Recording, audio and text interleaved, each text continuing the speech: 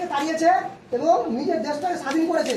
তারপর থেকে কি হয়েছে, আমরা যত টাকা ইনকাম করি, আমরা যা করি সেটা নিজের স্বাধীনভাবে করতে পারি, আমরা চলাফেরা করি স্বাধীনভাবে করতে পারি। আমরা কিন্তু আগে পারতাম না। আগে পার্টি, আগে বড় বড় গাড়ি, দামি দামি গাড়ি ওদের জন্য, সাধারণ মানুষ, গরিব মানুষ টাকা থাকলেও সেটাতে চড়তে পারতো না, অনুমতি ছিল না। এখন পারছি কিনা? আমাদের টাকা থাকলে আমরা প্লেনে চড়তে পারবো, এখন টাকা থাকলে আমরা কি বড় বড় এই বন্ধে ভারতে চড়তে পারবো। আমরা কি বারণ করবে না। আমরা কারণ এখন আমরা হলাম স্বাধীন, তখন আমরা স্বাধীন ছিলাম না।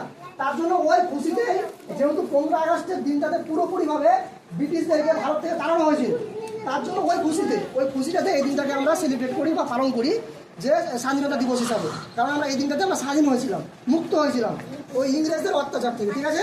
তার জন্য আমরা দিনটাকে প্রতি বছর পালন করে চলে আসছি। আজ এই দিনটা মানে প্রায় 79 বছর হয়ে গেল।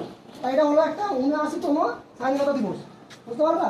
79 79তম 79 বছর হয়ে গেল, এই জন্য আমরা পালন করি, ঠিক আছে। তোমরা আজকে খুশি মানাও আজকের দিনটা।